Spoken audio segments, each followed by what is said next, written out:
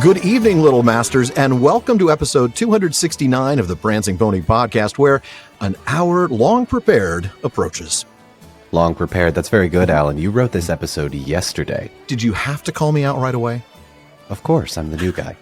All right, everybody, pull up a bench in the common room and join us, folks. I am Don Marshall, the obscure Lord of the Rings fact guy, and I am here with the man of the West, who does not look for mirth at the ending, Alan Sisto. Well, clearly, with you as my co-host, where's the mirth going to be? That remains to be seen. I guess the reason I'm not looking for mirth at the ending, folks, is because it's going to be a while before I sit at ease anywhere. Folks, tonight we are going to meet an old friend of Aragorn's in the first part of The Passing of the Grey Company, the second chapter in The Return of the King. Some 30 of those friends, we should say. Folks, some of you are hearing this for the very first time. To you, we bid a very warm welcome. Here at the Prancing Pony podcast, we are reading, talking, and often joking our way through Middle-earth, just a few pages at a time. That's right. We take a deep dive into the lore, we explore how the story came to be, talk about our favorite themes, and a lot more. But we do it in a light-hearted and fun way. Think of it like friends chatting at a pub, and we're glad you've joined us. Indeed we are, and I'm sure you'll be glad you joined as well. But before we get to tonight's chapter discussion, Corey Olsen stops by one more time as we discuss a very kingly gift. Now, it's been a while since we've had a Kingly Gifts intro, and it's our first one this season, so maybe I should tell you what it's all about. Kingly Gifts is a segment for our book readers and collectors, which, I mean, let's be honest, I hope that covers just about all of us. We'll talk about new and exciting volumes coming out, like the Tolkien illustrated edition of the Silmarillion that will have just released when you first hear this episode. We're also going to provide education and tips for new collectors just learning about the hobby, and sometimes, like tonight, it's just a chance to talk about a new book that's come out. Corey? All right, so tonight we're going to talk about The Great Tales Never End. This is a book of essays. It actually began as a Festschrift for Christopher Tolkien, just sort of celebrating his career and his accomplishments. But then, unfortunately, he died, and it became a memorial volume for Christopher Tolkien. Yeah. It was published by the Bodleian Library this summer, and more recently released here in the fall, here in the States. It's a really great collection of essays. It includes work from Tolkien scholars like Tom Shippey, John Garth, Carl Hostetter, and many more. Yeah. And it also includes some personal recollections from his sister Priscilla and a really moving eulogy from French poet and family friend Maxime Pascal, translated from French by Christopher's wife, Bailey Tolkien. In fact, if you'll humor me, Corey, I want to read a single phrase. I'm not going to bother with the French. You don't want to know how bad my French pronunciation is. I think it's based on Monty Python and those knights. So it's very much fish de vache, you know. Exactly. For Americans who don't know French, Monty Python has pretty much wrecked any hope that we ever had of not really insulting has. the French when we attempt to do French. If I ever go to France, I'm just going to pretend I don't even know that, because that'll just make it worse. They're already going to be mad at me. But this part from the eulogy was so beautiful, and I just wanted to share this. Of the world of Tolkien, the founding books had been published. They prospered like tall trees, but it is you who revealed the forests. And that just was so moving when I read that. And I know that moment does relate to the Legendarium clearly, but something that I really got out of this book, the eulogy and the memoir, both in particular, really served to remind us that Christopher was a lot more than just the literary executor of his father's works, a lot more than an incredibly gifted academic. He was a person who was deeply loved by his family and friends. It's just a moving piece. But let's dive in, Corey. Maybe I should have you start by talking a little bit about the physical book itself, the actual volume. I know I was stunned at the quality of this book. Oh, man, it really is a gorgeous book. And I have to say, this is one trend that I have really quite liked in recent sort of Tolkien publications. You know, the beautiful Alan Lee illustrated volumes that have been coming out and everything. This book was beautiful in a different way. It has so many pictures and full color plates. Yeah. And in particular, one of the things that I found really lovely about the book, there are a lot of plates which are representing things which you can find in the history of Middle-earth, right? True. Christopher already included many of these drawings, like some of Tolkien's old maps and a bunch of things like that. You can find them in the history of Middle-earth, but to be frank, when they were published in the history of Middle-earth, they were kind of done on the cheap, right? I mean, they were usually like black and white lines. I was going to say they look like black and white Xeroxes, you know, just thrown in. Exactly. They weren't splurging. You know, you could kind of tell that, you know, HarperCollins and Houghton Mifflin weren't expecting to sell, you know, hundreds of thousands of copies of the history of Middle-earth. And so anyway, they didn't splurge on that. Right. On this one, though, so you can get many of those same illustrations that you can see in the history of Middle-earth, but these are like full color reproductions of the originals. It's like right out of one of the exhibits. I mean, and that's the thing. Some of these I think were featured in the exhibit that the Bodleian had a few years ago. It's just fantastic. And pictures that we haven't, that we haven't seen at all, or most people won't have seen gathered in one place. Certainly not. Really fascinating stuff. And again, just beautiful. It's not even one of those books that has a lot of interesting pictures or illustrations gathered into a bundle at the center of the book. Right. These are just like throughout the book as you're reading almost every... All very relevant to the essays that they're in. Yeah. Absolutely. Every single essay is just full of full color pictures and representations and photographs. It's just a really gorgeous book to read. It really is rich in that regard. I didn't anticipate that.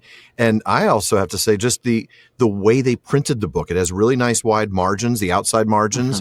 So when you bend the book, you don't have to break the spine to open it up and get to the stuff you can hold it without covering up the text or the images. The paper stock itself is really nice. It's a very heavy stock.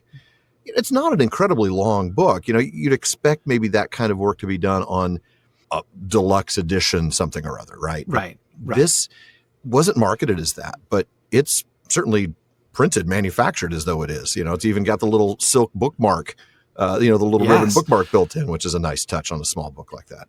I have to admit, I was just expecting a ye old collection of essays. Exactly. I was just impressed it was a hardback.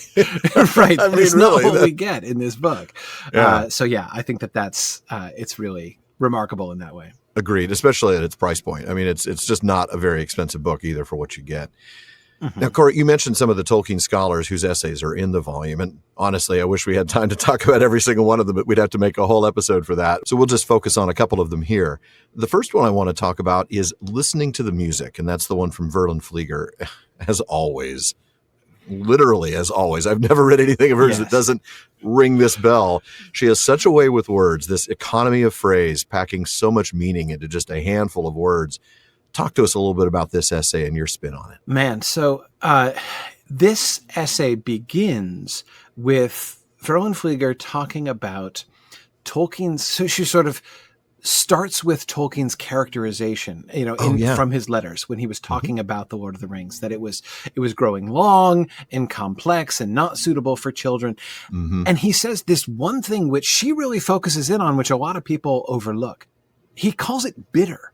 Yes. He says that it's a bitter book. She not only, focuses on something here that a lot of people skim over. She actually talks about the history of its being skimmed over. And, the way in which a lot of people, even both people who loved it and people who didn't love it, in the first decade after its release, it took a long time before anybody was really focusing on the particular quality of loss and bitterness, which does go through the book, regret in various ways. There's a lot of pain there in The Lord of the Rings. So that's kind of where she begins.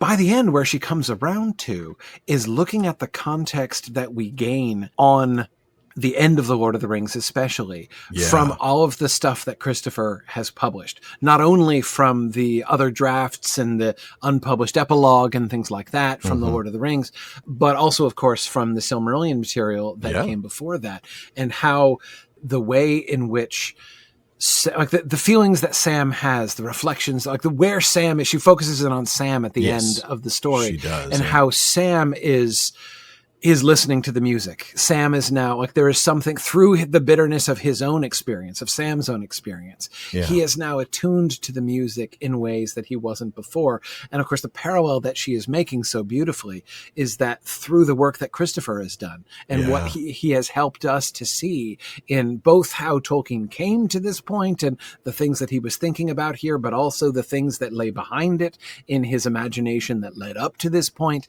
Christopher has enabled us to hear the music like Sam hears the music. And it's just this beautiful pairing at the end. I thought it was a very remarkable essay. I agree. And I also could not help but hear it in her voice. She's long done this with Tom Shippey's essays. I can only hear them in his cadence and his delivery. But now that I've heard Verlyn give a number of talks, I'm reading the text and she She writes as she speaks, or maybe it's that she Yes. speaks as she writes. It's wonderful. I love it. So if you've ever heard her give a talk, maybe if you heard her at PPP Moot last month, definitely give this essay a read. I'm not going to spoil the essay. You talked about Sam. I just want to talk about that.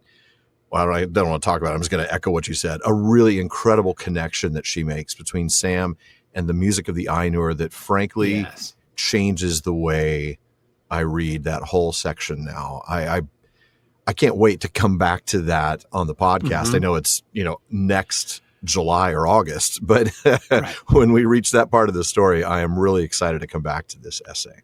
It's going to be a really neat insight. Great stuff. Yeah. Just kind of stepping back from it just a second. Yeah. This is, I think, typical of what several of the essays in the collection seem to me to accomplish. Yeah. And that is really putting Christopher's work in contact with our experience with Tolkien. That is, I think a lot of people say and mean, and it's significant and it's important to say things like, "Oh, we owe so much to Christopher Tolkien," right? Sure. And to simply step back and look at the history of Middle Earth on your shelf and say, "Wow, all the things we wouldn't know if it weren't for Christopher," and all of the work that he did. But the way in which she goes in that essay and really puts her finger on ways in which our experience of the Lord of the Rings, it's not just that we know more, right? That we have this one thing and we also have many other things because of Christopher. Like, it's not just that, right? No. What he has done, what he has shown us, even like the manner in which he walks us through that as well, really has enriched our understanding of the Lord of the Rings in profound ways. And so giving some illustrations of the ways in which without what Christopher gave us, we would not have the same understanding, even of the material that we had already anyway, even of the Lord of the Rings itself. Yeah. It's not just the additional volumes of lore that we have and the details and the textual ruins that are no longer textual ruins. It's not just that. It's the way he was able to take his father's work and bring it to us in a brighter light, right? To shine a light on the text in a way to get his father's story across to us more powerfully than if we had not had those extra pieces, those extra things that he's done. Really fantastic. And you're right. That's a theme running through a number of the essays. Speaking of the other essays, we are going to move on to one of the other ones here. One of the things I've always loved about Tolkien's works is his beautiful and often very detailed, though maybe not quite detailed enough for me because I love that kind of stuff, maps.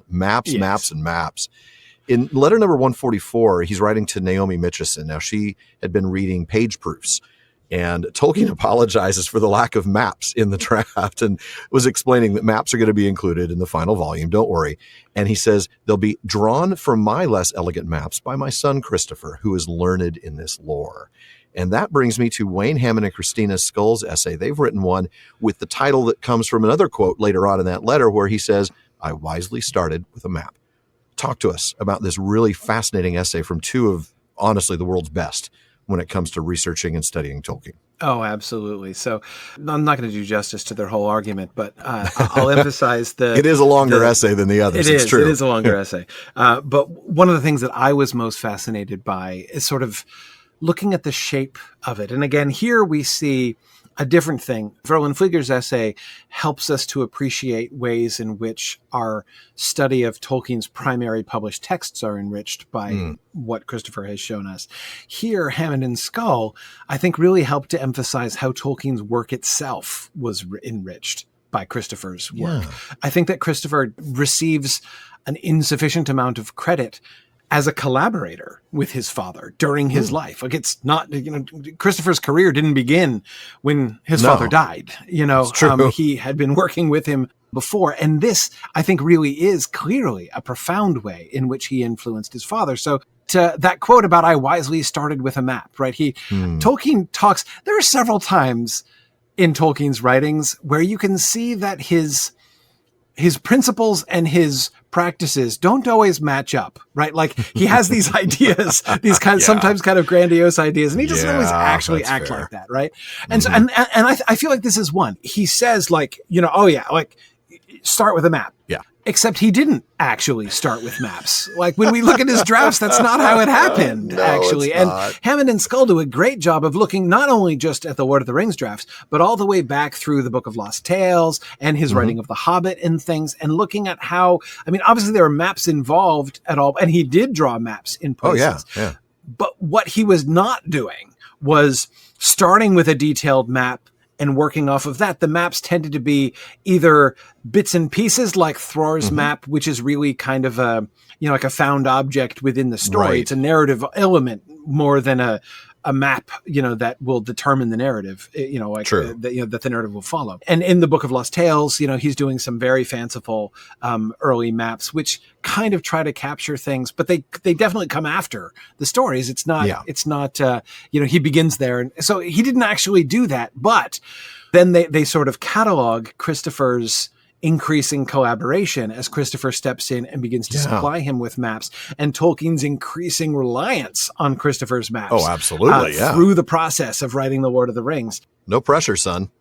Yeah, exactly. Well, it's fascinating in some ways. Like the whole, I started with a map thing almost becomes a kind of like tribute to Christopher's work, to his son's work. Like he has gained this appreciation for how the map can be used. I mean, I'm probably overstating some things. And again, there's much more precision and much more delicacy do Hammond and Skull, sort of show this. As they are wont to do. Yes. Exactly. But I do love the way that they kind of show this trend of how Tolkien really kind of grew into this and the increasing role that Christopher played over time. Yeah, it's a great read. It is more detailed. It is longer, but it is absolutely well worth the effort, because anybody who's taken a look at Hammond and Skull's work know that they connect more dots more thoroughly than just about anybody else. Yes. It's fantastic stuff. Yes. I also want to touch briefly on the lovely memoir written by Priscilla Tolkien. We sadly lost Priscilla earlier this year. She passed away February 28th, 2022, and she was the last living child of J.R.R. Tolkien and Christopher's young sister. Before then, thankfully, she was invited to share some of her personal memories of Christopher with us in this book, and I'm so glad that she did. With as much time as Shawn and I spent in Letters from Father Christmas, it won't come as a surprise to you that my favorite moment in that was reading about her shared experience with him as young children, writing letters to Father Christmas, and then receiving those hilarious and heartwarming illustrated letters from her father, disguised as Father Christmas, in return. Those were fantastic moments. Absolutely. I loved that sense that you get from her memoir, that how much of a highlight this was. When I've read the Letters from Father Christmas, I've always imagined in my own head, like, oh man, like what it would be like as a kid to receive something like this, and what a big deal that would be.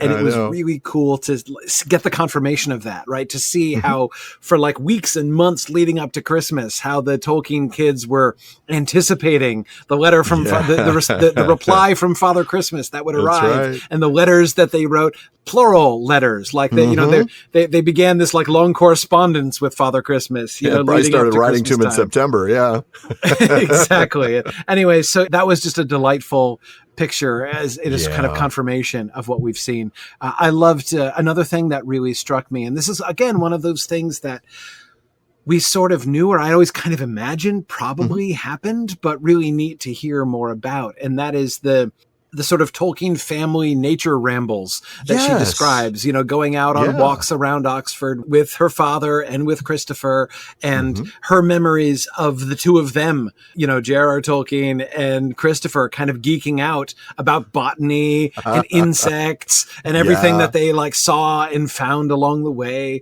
And she talked about Christopher's lifelong love of botany, which I had no idea. I had no idea That was either. really interesting. But it's certainly clear. Yeah. No, it's anyway. So that was, again, it's the kind of thing that I'd always sort of imagined, but it was just heartwarming to actually see the evidence of it. I agree. It was fantastic. I also, because I don't really know where to fit this, I just want to point out one of my favorite images in the book. We talk about all the maps and the photos and all that.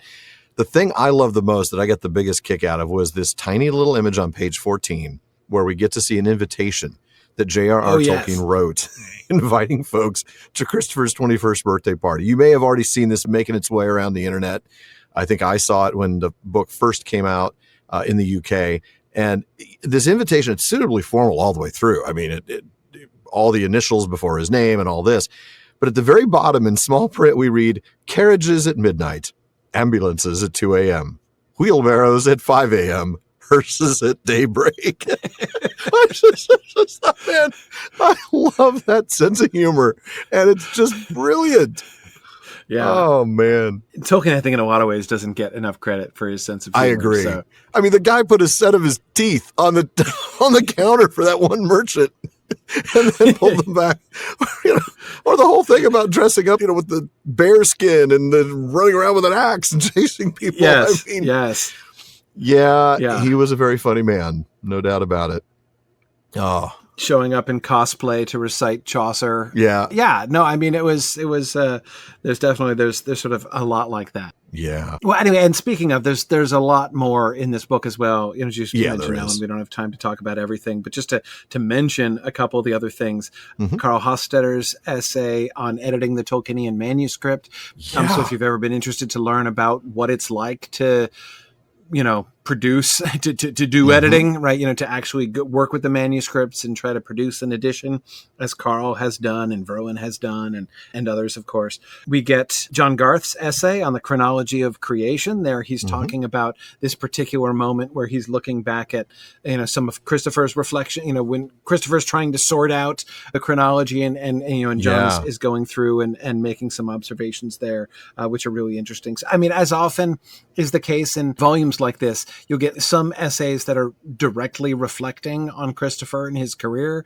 and others which are sort of more indirect. Like it's fairly common for a Festschrift, for instance, where you just have people who, don't write essays all celebrating the work of the person that's being celebrated, but rather essays that are on the favorite topics of the person, to kind of celebrate the things that they studied. So for instance, Tom Shippey's essay on King Sheev and the Lost Road is sort of like that, where he's kind of looking at, things that were of great interest to Christopher, both in his father's writings and in his own scholarship as well, and writing an essay on that. So there's so much more in this volume as well. I think it's definitely rewarding. And as we said at the beginning, just an unexpectedly beautiful and really excellent quality book to have. So strongly recommend it.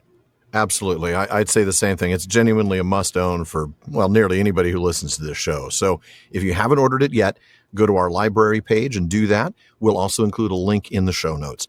Corey, thank you again for coming back and for talking about this gem of a book with us. It is always a pleasure, and you are always welcome here. Thank you so much for having me. And thanks to all you listeners out there for putting up to me. Thanks especially to Jordan for his extreme patience above and beyond the call of duty. Indeed. Always great to join you here, Alan. I look forward to talking with you again someday. Thanks, Corey. And with that, folks, we're going to return you to the podcast in progress. Man, it's always great to hear from Corey. Maybe we can get you to come back for an intro segment later this season, Don. What do you think? Well, the three of us in the same room would make for a minimum of a 6.5 hour podcast. So At just least, prepare your listeners. And that's just the intro. We can only hope. We can indeed. For now, though, let's go ahead and get started with the chapter. Don, will you go ahead and take the first reading for us? I certainly will. Chapter 2, The Passing of the Grey Company. Gandalf was gone, and the thudding hooves of Shadowfax were lost in the night, when Merry came back to Aragorn. He had only a light bundle, for he had lost his pack at Parthgalen, and all he had was a few useful things that he had picked up among the wreckage of Isengard. Hossifel was already saddled. Legolas and Gimli, with their horse, stood close by. "So 4 of the company still remain," said Aragorn. "We will ride on together, but we shall not go alone, as I thought. The king is now determined to set out at once. Since the coming of the winged shadow, he desires to return to the hills under cover of night."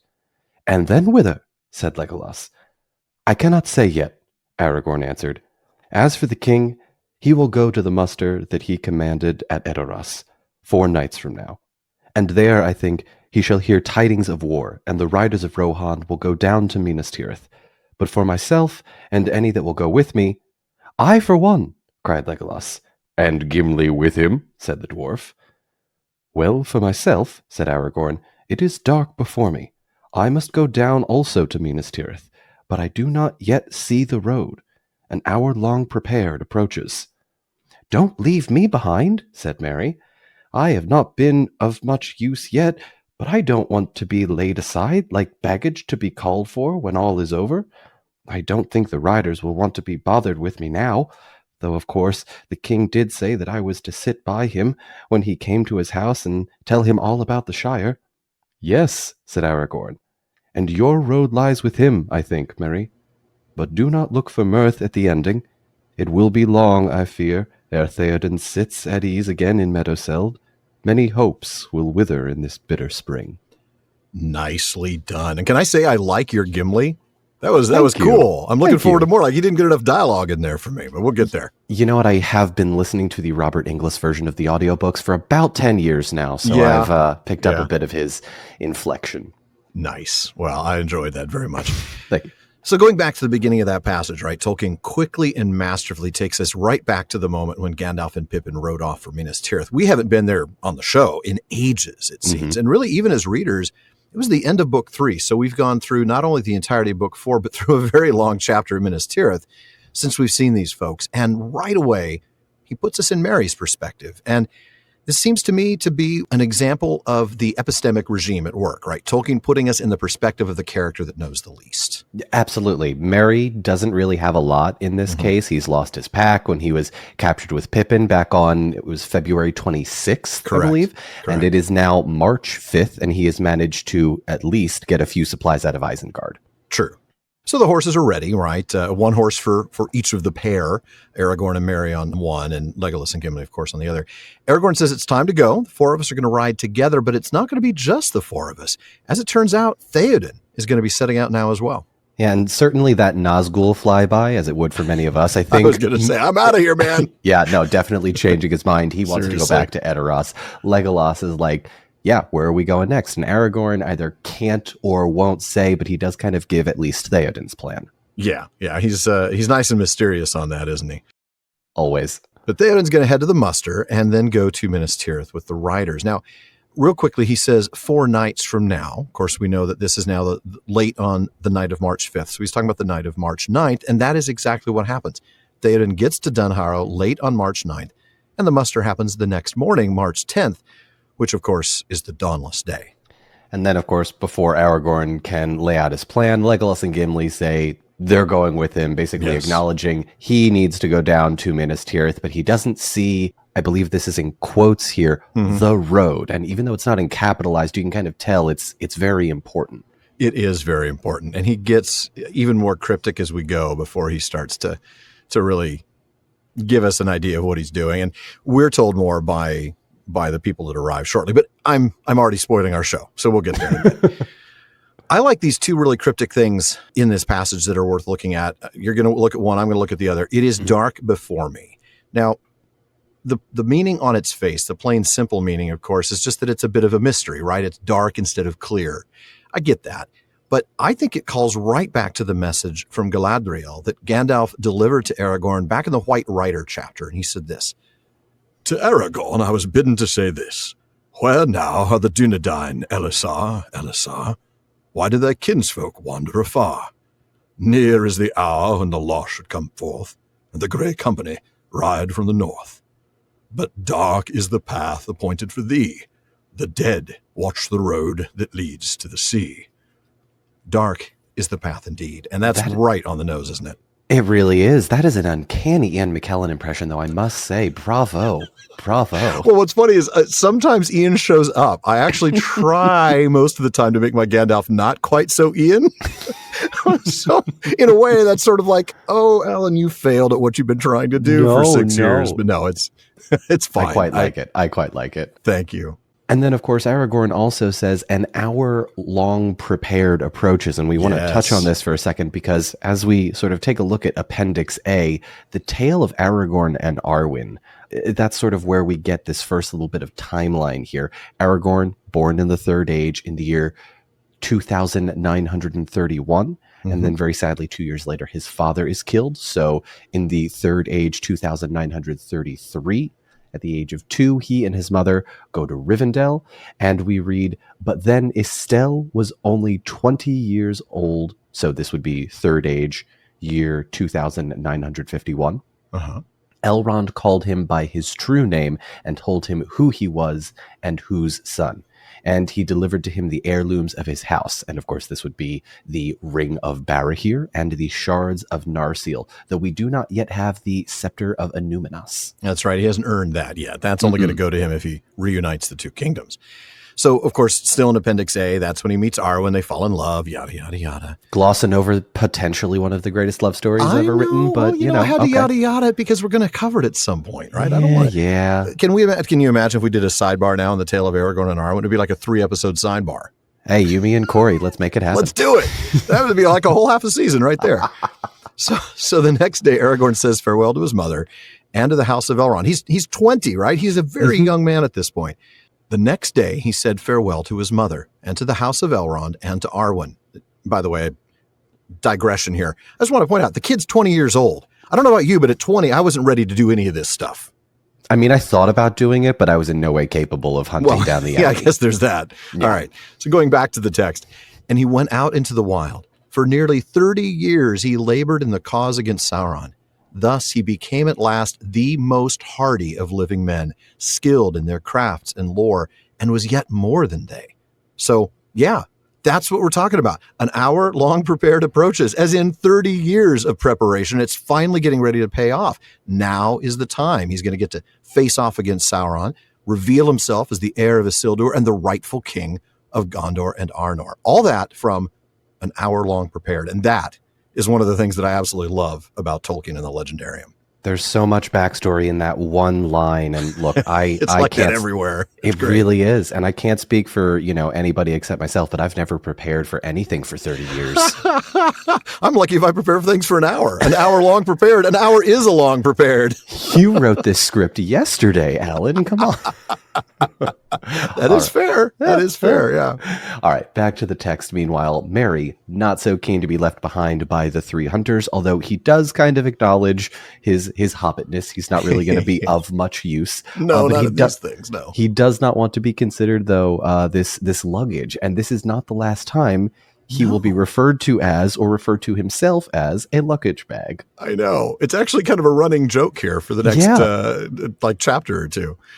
And, he says, look, the writers aren't going to want much to do with me. But, hey, the king did say that I was supposed to sit with him and tell him about the Shire when he gets back to his house. Now, Aragorn agrees. I mean, he concurs. Merry, you are going to be going with Theoden. Your way goes along with his. You're going with him because you're not coming with me, Legolas, and Gimli. That's really what he's saying. I would be very interested in some sort of what if scenario where Merry goes through the paths of the dead. Totally freaks the heck out. Oh man, I'd love it. That would be great. Yeah. I mean, he's a courageous guy. When you realize what he does at the Battle of the Pelennor Fields in just a few chapters, you might be able to say, yeah, he could have handled it. But boy, that would be quite an interesting little version of the story if Merry had gone that direction.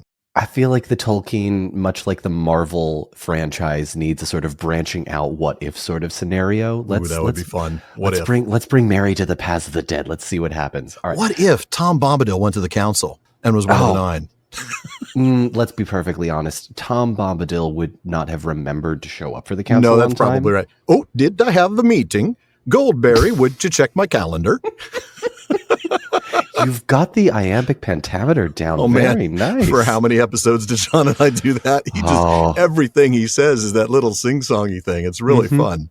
Hey doll, Merry doll. That's right. Anyway, back to the road that Merry actually does take. As you've already mentioned, it's not necessarily going to be a happy road, and it is going to be quite a long road before we get this idea of Theoden being able to sort of sit in peace in the Golden Hall, and that line about the many hopes will wither in this bitter spring. Ooh. Certainly, yeah, you put it best. Very foreboding. Ooh. And Tolkien, always that master of those foreboding lines. He is. He's so good at it. And he has this way of building up to them, too. So that when they hit even harder. Mm-hmm. This is one of those, right? I mean, because he keeps talking about how it's dark before me and, don't look for mirth. It's going to be long, I fear, before he sits at ease.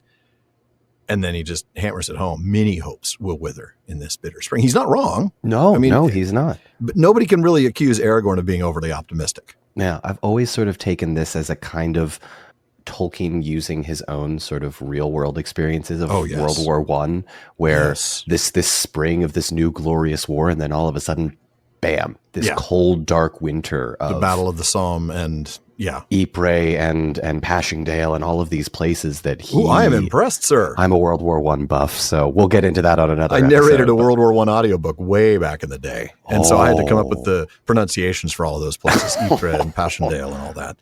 Fun times. We're going to have to talk about that, but not there. Oh, yeah. No, that's another episode. But yes, to say that I looked at this specific passage when you said that I was reading this and I went, ooh, many hopes will wither before this bitter spring. Like what a line that he drew. I don't want to go too deep into Corey Olsen's, hyperfixation on one line of text, but this one hit home for me. Well, he would spend the entire episode talking about it. We can spend 10 minutes if you want. That's okay. You know what? I'm fine. I'd like to get through at least the next few paragraphs. All right. Sounds like a plan. For now, though, we're going to go ahead and take a quick break. And when we come back, we'll get to the next passage.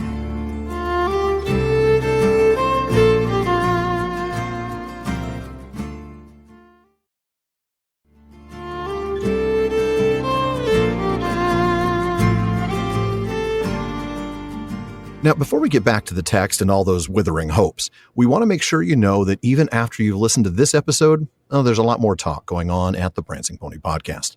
The PPP has an amazing listener community, and they are always coming up with great questions and discussions across all of the social media spaces, so you can check out our Common Room on Facebook, our dedicated subreddit, Twitter, and more. So on Facebook, just look for the Prancing Pony Podcast. Follow the page to get the news and the releases, but be sure to join the group to get in some great discussions. Or if you would prefer Reddit, you can find us at r/PrancingPonyPod. On Twitter and Instagram, we are simply at PrancingPonyPod.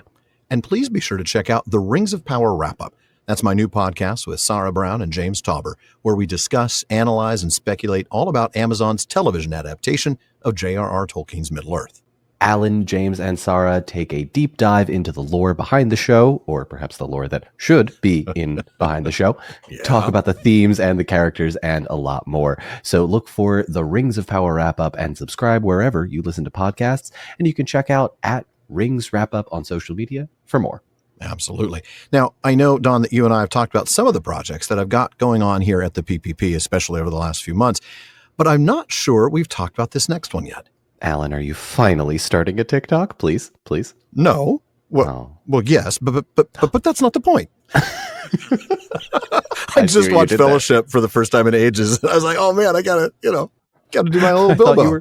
Thought you were about to say I just watched Fellowship for the first time. I was about to leave this podcast. Oh, seriously, yeah. There's the door. Don't let the doorknob itch in the butt on the way out. No, it's probably been over a year since I've seen the films, but I was watching. Ooh, you got to bump those numbers up, man. Those are rookie numbers.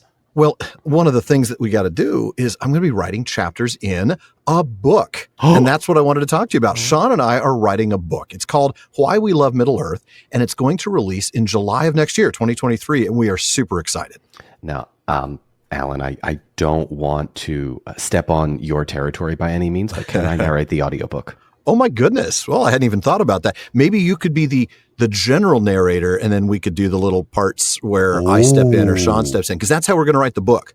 There will be a general narration text, and then we'll have Alan on one side and Shawn on the other popping in now and then to say our individual bits. So it's going to be a lot of fun. That sounds awesome. It's going to be a blast. And with the recent release of the Amazon show and the other ways the fandom is growing, Shawn and I were talking about the fact that a brand new group of viewers are going to be looking to learn more about the rich world of Middle-earth fandom, not just Tolkien, but the fandom itself, right? So Why We Love Middle-earth is going to be a guidebook for all of those folks diving into Middle-earth for the first time, as well as legendary and veterans who are looking for more information maybe on a specific aspect of either the works or of the fandom. So we're going to have a whole bunch of short chapters, each serving as an introduction to a different book, to a different topic of study, or to a different fan interest. And the idea is to draw readers deeper into Middle-earth as they read along with us. And you've now given me an idea of what the table of contents in that first few chapters is going to look like. And it sounds like it's going to be an amazing read. I hope so. So first, obviously, you're going to be talking about the books. Of course. You'll also, though, I imagine, be focusing on adaptations, books about the man Tolkien himself, all of the art, the games, the online communities, the potentially the TikTok channels that may or may not have influenced your work over the past 2 years. Who knows? And of course, the fan gatherings and the languages. And there's so much to the Tolkien community. Cooking. And, there's so many aspects of the Tolkien fandom. And we want to touch on all of them and make a welcoming place for the entire community to come together. And I'm excited to do it. It's going to be a lot of fun. And the experience is hopefully going to mirror the podcast, like I was telling you about with the narration thing. We're going to have a bunch of asides and digressions, some spots where I say something, some spots where Shawn says something. We're going to have plenty of course, pop culture references and dad jokes. So get used to those. Pre-orders are available now. So check out our socials and our website for more info. The foreword will be written by Corey Olson. It will be the first 70 pages of the book. Thank you. I'm like, wait a minute. Do you have a scoop that I'm not aware of? I didn't know. No, I'm just planting the seeds now. Anyway, all right. Great idea. Well, all right, fine. You've convinced me. I suppose I can find one more space on my bookshelf. I'm sure I can make room. All right. Well, especially if you end up doing an audiobook with it. I mean, I think it's a great idea. All right. Get back into the book. Alan, I believe you're taking this next part. Indeed, I am. Soon all were ready to depart. 24 horses, with Gimli behind Legolas and Merry in front of Aragorn. Presently they were riding swiftly through the night. They had not long passed the mounds at the fords of Isen when a rider galloped up from the rear of their line. "My lord," he said to the king, "there are horsemen behind us. As we crossed the fords, I thought that I heard them. Now we are sure. They are overtaking us, riding hard." Theoden at once called a halt. The riders turned about and seized their spears. Aragorn dismounted and set Merry on the ground, and, drawing his sword, he stood by the king's stirrup. Éomer and his esquire rode back to the rear. Merry felt more like unneeded baggage than ever, and he wondered if there was a fight what he should do. Supposing the king's small escort was trapped and overcome, but he escaped into the darkness, alone in the wild fields of Rohan with no idea of where he was in all the endless miles. No good, he thought. He drew his sword and tightened his belt. The sinking moon was obscured by a great sailing cloud, but suddenly it rode out clear again. Then they all heard the sound of hoofs, and at the same moment they saw dark shapes coming swiftly on the path from the fords. The moonlight glinted here and there on the points of spears. The number of the pursuers could not be told, but they seemed no fewer than the king's escort, at the least. When they were some 50 paces off, Éomer cried in a loud voice, "Halt! Halt! Who rides in Rohan?" The pursuers brought their steeds to a sudden stand. A silence followed, and then, in the moonlight, a horseman could be seen dismounting and walking slowly forward. His hand showed white as he held it up, palm outward in token of peace, but the king's men gripped their weapons. At 10 paces, the man stopped. He was tall, a dark standing shadow. Then his clear voice rang out. And we'll find out what it rings out in just a bit. And shortly thereafter, they're ready to go. Yeah. And we know that, they are absolutely ready. We know that Gandalf and Pippin left on, I believe it's 11:30 on March 5th. Yeah, this is the chronology. Yes, I remember you and Corey discussing that. Fantastic resource, man. Oh, amazing stuff. And I think based on, this was you and Corey discussed this back in episode 263. Correct. As a result of the timeline there, Hammond and Skull in their Reader's Companion suggest that it is probably now about midnight, the beginning of 6th of March. So the passage tells us, of course, there are 24 horses. As a reminder, that's one each for Theoden, Éomer, and the 20 of the king's men that are with them. And then you have Hasufel for Aragorn and Merry, and Arad for Legolas and Gimli.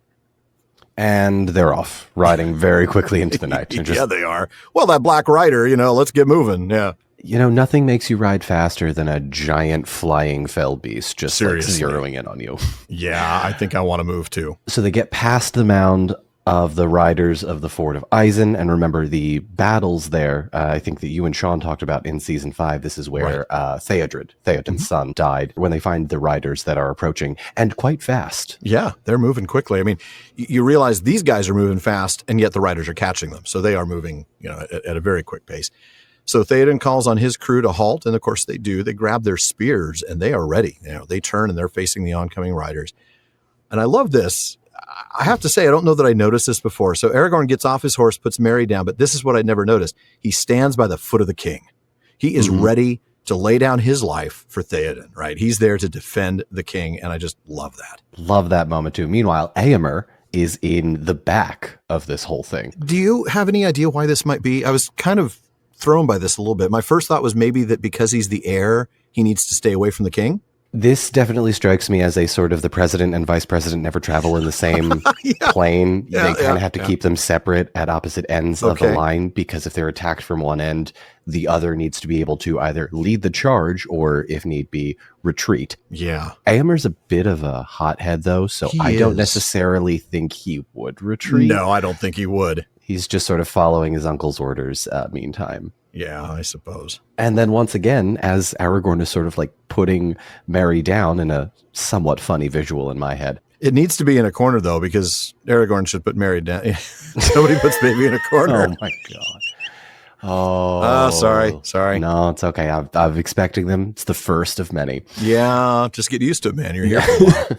Meantime, Merry, we get another luggage reference, definitely feeling the sort of uselessness and sort of wonders what he's going to do if there's a fight and Theoden and Rohan lose.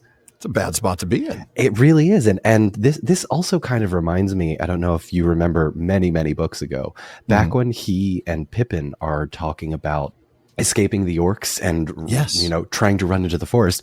Okay, well, what do we do? Do we just wander around Rohan and somehow find our way back to the Shire? Like, exactly. We don't know where we are. We don't know what's happening. Yeah, exactly. Yeah. And then what moment is kind of at a loss. And so obviously Merry, realizing there's no real right answer here, draws the sword and just gets ready to fight. And I love that moment when the moon illuminates the spear tips and like backlights these oncoming riders.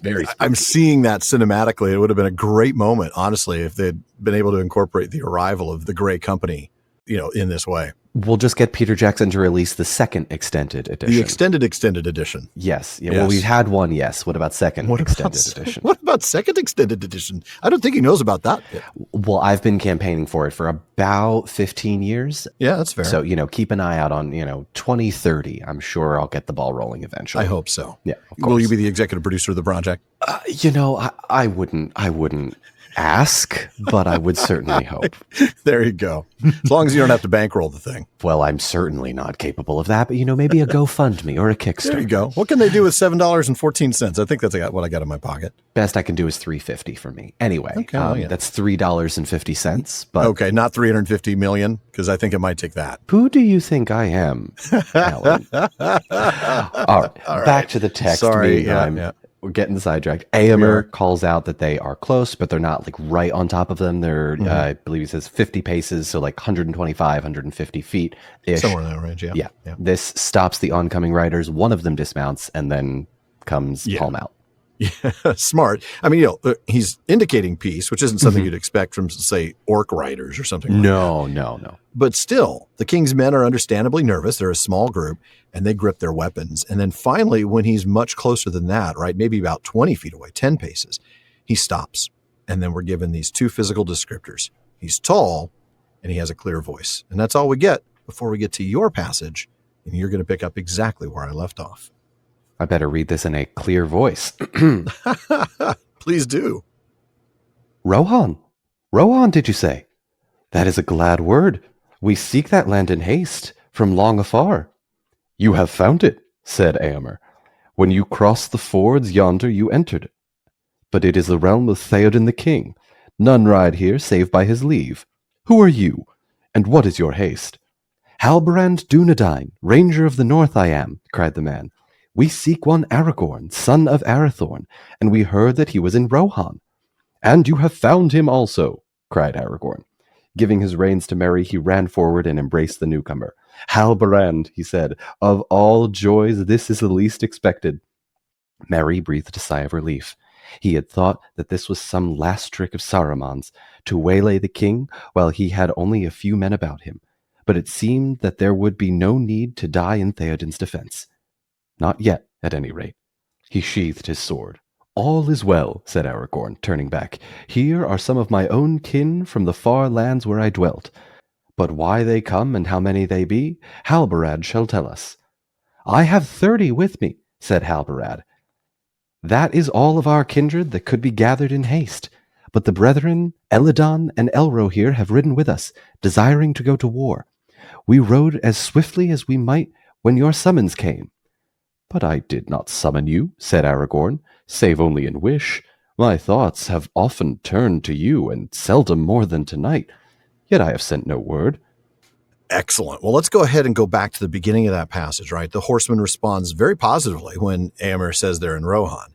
And he says, we've been searching for this land for, a long time, from a long way away, which sounds good, right? It does. It sounds good. It's like, oh, you've been looking for us. That's promising, I guess. But of course, Éomer still not sure if they can all be trusted, because it's like, hi, you're here in Theoden's realm. You do not ride here without my uncle's permission at all. Yeah. I mean, even Aragorn, Legolas, and Gimli were given all sorts of grief, at Spear Point not that long ago. Note, by the way, that it's Éomer who's speaking and not the king. We talked earlier about the idea that Éomer was at the back in order to kind of keep that continuation of leadership should something happen. I think this is also a way to protect Theoden by not having the king speaking. I just thought it was interesting because that happened earlier too, if I remember correctly, when they ran up against somebody coming back with news. This was in book 3 from the Battle of the Fords of the Isen. Yes, when Erkenbrand was under attack. Yes. Yeah, yes. Then and finally, he's talking about the king, and finally Theoden steps up and says something. But I thought it was a fascinating moment. Like, he just kind of hides there for a little while, just to protect himself, I think. There's also something to be said, I think, about not knowing that the king is there. You maybe speak more freely, and you're more maybe loose with your tongue, not really feeling like I have to be reserved or guarded to sort of tell the king what he wants to, or maybe, it is desperate to hear. But I think in this case, this is 100% a security measure. And of course, they ask once again, who are you? Why are you in such a hurry? And we get this this wonderful character, Halbarad Dunedain, Ranger of the North. Of course, you don't need me to tell you that Dunedain simply means man of the West. And if you did, I would rather have Bilbo tell you, like he explained to Frodo way back in many meetings. I thought you knew enough Elvish, at least, to know Dunedain, man of the West, Númenorian. Unfortunately, Halbarad isn't glossed anywhere, but David Sallow, the Tolkien linguist, who worked on the Peter Jackson adaptations, does suggest that it is a Sindarin name composed of the elements of Barad, meaning great tower, like Barad-dûr, and the Noldorin element Hall, meaning high or exalted. And this is just one of those linguistic things about Tolkien that, even folks like David Sallow can just say, yes, this clearly means must be from these elements, right? Must be. And of course, Halbarad is saying, we're seeking Aragorn because we heard he was in Rohan. That's right. Aragorn, of course, is thrilled, right? I mean, he's are you kidding me? Halbarad is here. Yeah, I would be. With a whole bunch of my friends. This is great, right? So he hands the reins to Merry, runs toward Halbarad to give him a big old hug. Aragorn's response, I have to say, especially the way he says this joy is the least expected, really, really puts me in mind of a eucatastrophe. I mean, look, it's a mini eucatastrophe. This isn't the eagles are coming. This isn't the black sails, on the fleet at the Battle of the Pelennor Fields. But this is a eucatastrophe, at least for Aragorn, isn't it? We think back to Tolkien's words in On Fairy Stories. A eucatastrophe, the sudden, joyous turn, never to be counted on to recur. So this is never going to happen again. It is a turn, the sort of catch of the breath moment that we experience sort of through Aragorn's perspective here, as well as Merry's a little bit. I love it. It really is neat. And of course, this pleases Merry no end, right? Now I don't have to die. He's no longer having to worry. Well, either I die or I survive, but I'm stuck in the middle of Rohan and don't even know where I am. So that's a plus. And, remember, we're not that far away in terms of distance or time from Isengard and Saruman. So I can understand why there was some nervousness, a little anxiety there. It's easy to forget all that because we've had a whole book in the middle. It's been over a year since we've experienced Saruman here on the podcast. Yeah, there's kind of that lack of foreboding danger that Tolkien sort of reminds us of. It's like, right, you're still very close to a very dangerous, powerful wizard. That's right. And you feel maybe even a little bit safer as Aragorn turns to explain to Theoden and Éomer and the rest of the writers, like, who are these people? These are the kin from a far land, and then sort of hands it off to Halbarad, saying, all right, please explain who you are, why you're here, and how many of you are here. Yes, how many is certainly a very helpful thing to know. Huge. Yeah. There are 30 of them, he says, right? 30 rangers, but they also have Elladan and Elrohir. Now, those are the sons of Elrond, in case you need a reminder.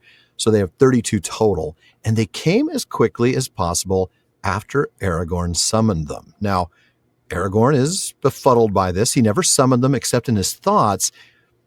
First thing that comes to mind, is this some sort of an example of accidental Osanwe? You know, is he actually calling them in his mind? And no. If only. No, it is not as cool as that might sound. We get a rational explanation in just a bit. Yeah.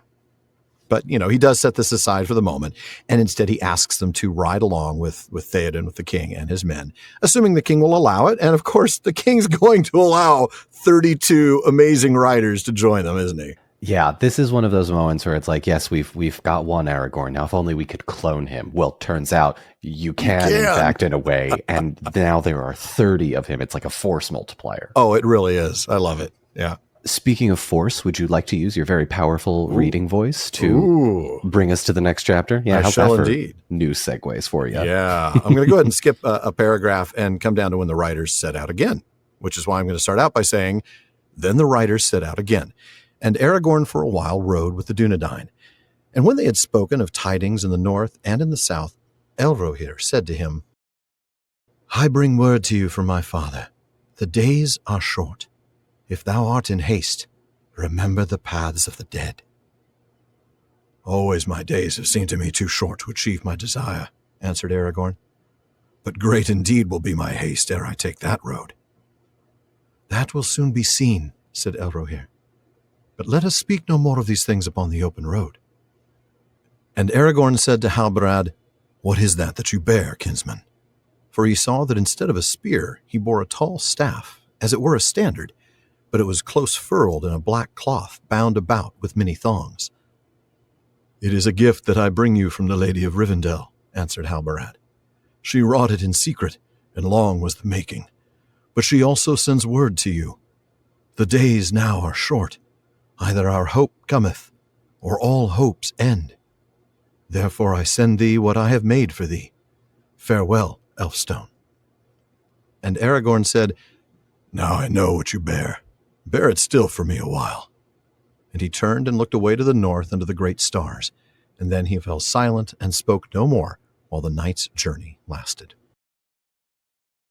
Oh, wow. What were we talking about before about foreboding? Yeah, seriously. This is foreboding. It's a shorter section. I wanted this section to stand alone only because there's so much to unpack here, as I want to say. So let's go ahead and go back to the beginning of that, and I'll have you kind of get us up to speed. Yeah, no, so they're riding and they're talking, and of course, Elrohir delivers this message from Elrond to Aragorn. Not a lot of time left, so hey, if you're in a hurry, remember the paths of the dead. Wait, nudge, nudge. Paths of the dead. You might want to consider the paths of the dead. Aragorn's like, no, not really. Speaking of the name, the Paths of the Dead, I thought this was really interesting. Hammond and Skull and their Reader's Companion point us to Tolkien's unfinished index to give us the Sindarin name Fui Ngorthrim. Now, we don't get any details on how this is glossed in the Reader's Companion. So instead, we're going to dive into some big word nerdery on this for the P5 to this episode. So if that's something you're interested in, be sure to listen. Meanwhile, Aragorn agrees that, yes, they are, sort of short on days. Time is of the essence. Yeah. But in Tolkien's world, sort of, aren't they always? It seems like Aragorn is just constantly going from day one. Exactly. Definitely seems a lot less eager to consider this particular path, though. And, given its namesake, I can't help but agree with him seems a bit foreboding, as we've said before. This isn't like the paths of butterflies and hummingbirds. I mean, this is the paths of the dead, There's something in the name that tells you this isn't a place you want to be.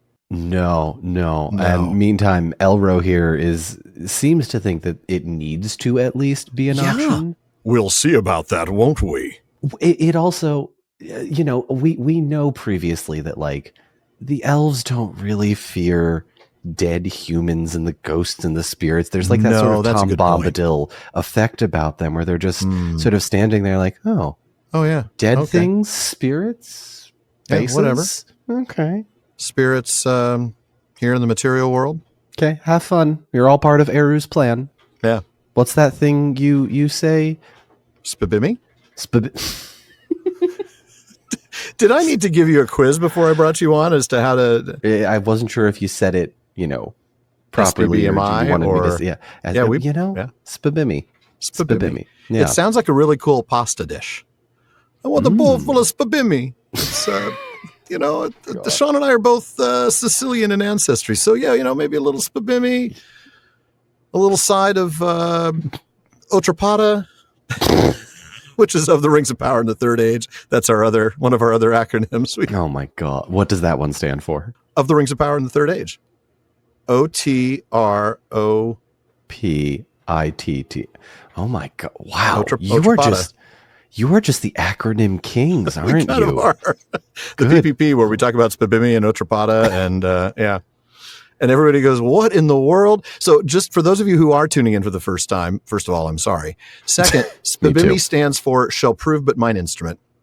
And it is a shorthand way for us to refer to this concept of Eru Ilúvatar, the one, the creator of the entire universe, and his ability to sort of take bad things and turn them into good things, right? So, Feanor being a total jerk, well, that's okay because we're going to figure out how to make some really cool, beautiful things come out of that. Okay, that's one example, but there are lots. So it actually comes from one of his direct lines in Ainulindale when he's talking to Melkor. Melkor's doing his own thing. He's making a bunch of discord. And Ilúvatar says to him, you shall prove but mine instrument in the making of things beyond what you can even imagine, basically. So shall prove but mine instrument. Yeah. I imagine a little bit of an evil, like, gotcha laugh in the background. Certainly a little bit of one. There's a little bit of a, shouldn't have done that. Yeah. We can also, I also want to just discuss, because this seems, to me, we were talking about the name, the Paths of the Dead. How desperate do you have to be to think, this seems like a good option for me? That's a very good question. I think it has to be your only choice, your only practical choice, right? If you have another way of achieving your goal without taking the dead thing, then you do it that way. But if you get down to the point where the only way you can accomplish what you need to accomplish is to go through the paths of the dead, Aragorn's going to do it. That's who he is. Yeah. Yeah. Meantime, we've got, a change in subject, thankfully. That is true. Yeah. Aragorn changes it. Like, hey, Halbrand, what's that thing you're carrying? It's not a spear. Instead, it looks like it's a flag all wrapped up and tied securely, isn't it? Yeah, no, it is a gift from Arwen, and it comes with a nice little message. And this is one of the things I love about Tolkien and how he delivers messages, because it's everything comes with a message. Huh? Everything comes with a message, right? The Gandalf has the messages from Galadriel, and even so, what's that line in the Two Towers? Like Gimli is like desperate for word from Galadriel, even if she's like openly talking about how he's going to die, because that's what she does for Legolas in that moment. It's like, yes, I do in fact want her to talk to me about my death. Anything, just have her say something. No messages about death, just foreboding, as seems to be the case with a lot of this. The days are short, and meanwhile we've got Arwen really trying to hammer home this idea that like the days are short, you're running out of time because there's the days are short. It's this sort of recurring theme. Thanks for telling me. Thanks, babe. Appreciate it. You and your dad have sort of teamed up against me. I got it. Clearly, they're on the same page. Yeah. Then we get this really interesting line, though. Either our hope cometh or all hopes end. Now, this is interesting because in my paperback edition, which was somewhere around 2000, I think, it says all hopes end, plural, right? All hopes, plural hope. Not the possessive end that belongs to all hope. So not hope apostrophe S, but instead the plural of hope, that every hope ends. Now, it's a small distinction, I know. But Hammond and Skull explain in the Reader's Companion. See, around 1978, the Hope apostrophe S version was mistakenly changed to Hopes plural, and that ended up getting carried forward into later editions, wasn't corrected until 2004. And as Hammond and Skull explain, by chance, either form makes sense in context, but the sentence began in rough manuscript, for either our hope cometh soon or the end of all hope. So therefore, it's the end being a possessed thing by the hope. So Tolkien amended the latter part in the same manuscript to all hope's end, hope apostrophe S end. And that's why it reads that way. Even in mistakes, accidental mistakes that aren't even his fault, his prose just sort of leaps off the page. It flows no matter what. Oh, I envy that. I just thought it was such an interesting, tiny little error and fix, because there's so many of those that we stumble across. Yeah. But yeah, all hope's end, the end of all hope. Yeah. We've also got that next line, I send thee what I have made for thee. And this is yet another example, as we've been discussing, about how Tolkien uses words like thee and thou. Hammond and Skull do a much better job explaining this than I can, but I'm going to defer to them on this. The th forms of second person singular pronouns, so the nominative thou, objective thee, possessive thine or thy, it largely disappeared in standard English in the 18th century, also lost the distinction that Tolkien applies in some of his dialogue between the highborn characters, in which the sort of th forms are used between intimates, such as in the quoted phrase from Aragorn and Arwen, while ye, you, and your are used formally. So this developed in imitation of the French distinction between tu and vous, but in English was not always used consistently.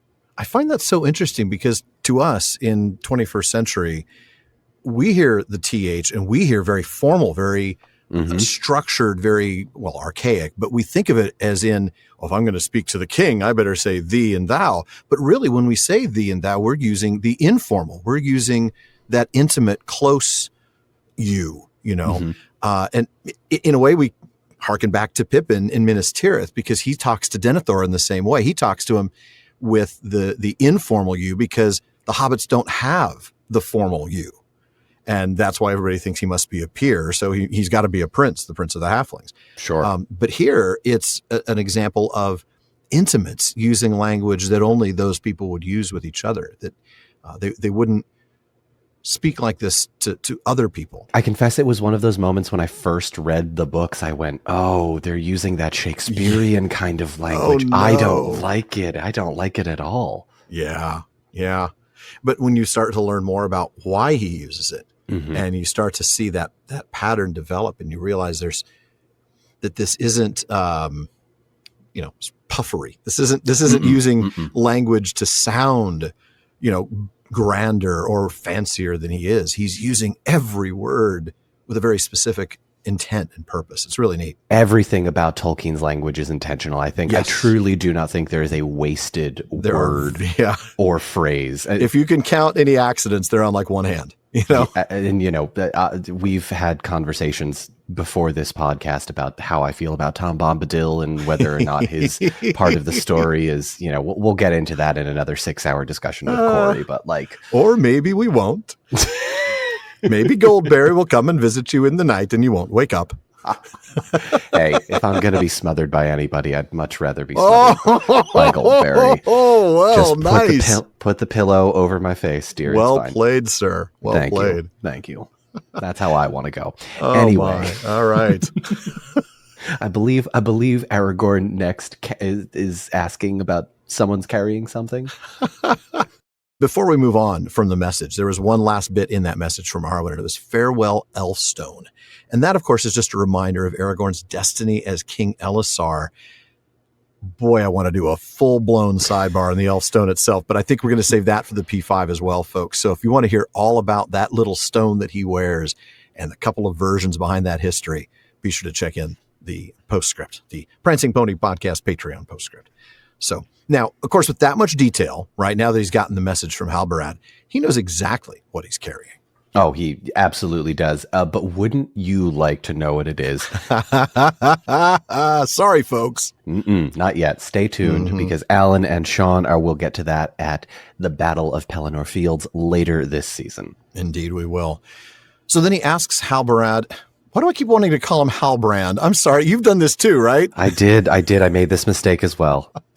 I keep wanting to call him Halbrand. Thank you, Amazon. I appreciate that. Now I'm picturing, Halbarad as some sexy Sauron, One day we'll get Charlie Vickers on the podcast. Wouldn't that be great? Mm-hmm. So Aragorn, tells him to go ahead and hold on to it for a while, looks to the north, and doesn't speak again through the rest of the night's ride. He is pondering something. He is deep in thought here. Yes, he is. Shall we find out what? We shall. We're going to skip a few paragraphs. Again, folks, you know that we can't read every single word in the chapter. So, Dawn, I'm going to have you pick up when Merry wakes up here with Legolas and Gimli. All right. Merry got up and yawned. His few hours' sleep had not been nearly enough. He was tired and rather dismal. He missed Pippin, and felt that he was only a burden, while everybody was making plans for speed in a business that he did not fully understand. "Where is Aragorn?" he asked. "In a high chamber of the burg," said Legolas. "He has neither rested nor slept, I think. He went thither some hours ago, saying that he must take thought, and only his kinsman, Halbarad, went with him. But some dark doubt or care sits upon him." "They are a strange company, these newcomers," said Gimli. "Stout men and lordly they are, and the riders of Rohan look almost as boys beside them. For they are grim men of face, worn like weathered rock for the most part, even as Aragorn himself. And they are silent." "But even as Aragorn, they are courteous if they break their silence," said Legolas. "And have you marked the brethren Elladan and Elrohir? Less somber is their gear than the others, and they are fair and gallant as elven lords, and that is not to be wondered at in the sons of Elrond of Rivendell." "Why have they come? Have you heard?" asked Merry. He had now dressed, and he flung his grey cloak about his shoulders, and the three passed out together towards the ruined gate of the burg. "They answered the summons, as you heard," said Gimli. "Word came to Rivendell, they say. Aragorn has need of his kindred. Let the Dunedain ride to him in Rohan. But whence this message came, they are now in doubt. Gandalf sent it, I would guess." "Nay, Galadriel," said Legolas. "Did she not speak through Gandalf of the ride of the great company from the north?" "Yes, you have it," said Gimli. "The Lady of the Wood. She read many hearts and desires. Now why did not we wish for some of our own kinsfolk, Legolas?" Legolas stood before the gate and turned his bright eyes away north and east, and his fair face was troubled. "I do not think that any would come," he answered. "They have no need to ride to war. War already marches on their own lands." Indeed it does. Oof. Yeah. Wow. Heavy stuff. It really is heavy stuff. All right, so going back to the beginning of that section, actually a few paragraphs before you picked up, things take a lighter tone here as we shift the conversation from Aragorn and his deep in thought to Gimli, Legolas, and Merry. So you know it's going to be a little bit more of a comic relief moment. They've arrived back at the Hornburg just before dawn, so it is March 6th, to rest and have a think, haven't they? Yeah, and Merry is resting. He is he does well. Yeah. He does. The hobbits do. He slept in, and Legolas wakes him up and adds this wonderful insult for good measure, calls him Master Sluggard. I'm going to use that, I think. I think maybe when my son won't get up when the alarm goes off. All right, Master Sluggard, get out of bed. I love it. He's going to look at me like, what is a sluggard, Dad? You and your Tolkien books, man. Using that old-timey speech. No more. Seriously. So Gimli tells Merry about the game that he and Legolas had during the Battle of Helm's Deep. And of course, I'm sure he says he only won by 1 point, but really he wants to say that he crushed Legolas and that measly elf. But I love how he also then tries to sneak in a bit about the caves. The caves. That's right. The caves. I want to take you, Merry. Let's go, Merry. Let's go, Legolas. Yeah. Legolas is having none of it, right? Yeah. No. Legolas is like, look, I told you I will go. And I will. But not today. Let's not rush this, right? Besides, it's almost time to eat. And don't you love eating? And yeah, of course, that wakes Merry up. Yeah, exactly. That gets Merry's attention, doesn't it? It does. He's still a little tired and cranky. And yet again, feels like a burden. Feels like the sort of baggage that we have harkened back to of this whole chapter. I love the way that theme keeps popping up. I also understand the tired and cranky bit. I'm feeling a little called out, but... There's a little bit of Hobbit. Yeah, there's a little bit of Hobbit in all of us. I think so. And then we get this very explicit mention of the fact that he missed Pippin. This is the flip side of the same coin that we read in the last chapter when Pippin is saying how much he misses Merry. Yeah. You know, he's talking, forming a friendship with Baragon, and then forming a friendship with Burgil. Yeah. And you know, it ends up being the best conversation that he's had since he left Pippin. So then we get this explicit mention of him missing Pippin. And I think this is really the flip side of the coin of something we saw towards the end of last chapter, when Pippin explicitly mentions how much he misses Merry, how he misses his friend. And he's saying that to Baragon and even to Burgil, really, at that point. Love their friendship there. I do too. It's so neat. And it's such a powerful thread that runs through even when they're apart. So then, of course, Merry's asking where Aragorn is as well. Legolas tells him, he's in the Burg. He's been up all night, basically. He's pulled an all-nighter. No rest, no sleep. Yeah, and he's apparently thinking about some things. Yes. We don't get too many detail, but Legolas does observe dark doubt or care, this sort of idea that Aragorn is dealing with quite a bit right now. Yeah, his heart must be really heavy at this point. Again, we talked about this, right? How desperate does he have to be to take the paths of the dead? And that's where he's at. He's got to decide, is this what he's going to have to do? So Gimli takes this chance, I find this interesting, to comment on the Grey Company, right? They're strange, but they're stout and lordly. They're grim, they're worn, they're silent. They make the Rohirrim look almost like boys. That is such a line that, like, Isn't again, harkens back to that sort of World War I idea that exactly. the British special forces, this, country that had been focused on having the most powerful navy that was now useless because it's a land battle on the Western Front. So you call up the regiment, right? Meantime, you've got all of these, green newbies here just in training who haven't seen a day of battle. And the comparison there is just like, it's visual, it's palpable in their attitudes and like just the way that these soldiers carried themselves. And I see so much of that in the comparison between the Rohirrim and the Dunedain. Yeah. And these are veteran special forces, and they carry themselves in a way that is even the Rohirrim shouldn't look like boys. They fought too. These guys are bloodied, Yeah. They fought the orcs there at the edge of Fangorn. Many of these would be survivors of the two battles of the Fords of Isen, and yet they pale in comparison to the Grey Company. They do. Keep in mind, though, the Dunedain have way more time to sort of hone their craft and skill because Aragorn's... Aragorn's, I think, 87 or 88 at this point. Well, 88, yeah. And he and the rest of the Dunedain are just so much more sort of almost gruff and grim and that sort of rough and tumble kind of attitude. But Legolas, though, adds a very interesting thought. Courteous if they speak. Yes. And how intimidating must it be that when these rough and tumble, almost British special forces men are, then they're like, hello, yes, I am very kind when I speak to you, but then immediately compares them to Elrond's sons, Elladan and Elro here, describing them as sort of fair and gallant in that very elven way that elves are described, compared to the sort of grim and lordly and silent compared to the tralala of the elves. It's not quite tralala. I tried. Yeah, I love it. Though I have to say that's probably what people would say about you and me, Don. You dress better while I'm grim and worn, and I make you look like a boy. Just that I'm not exactly silent, though. I mean, that's fair, but Alan, I swear it here now.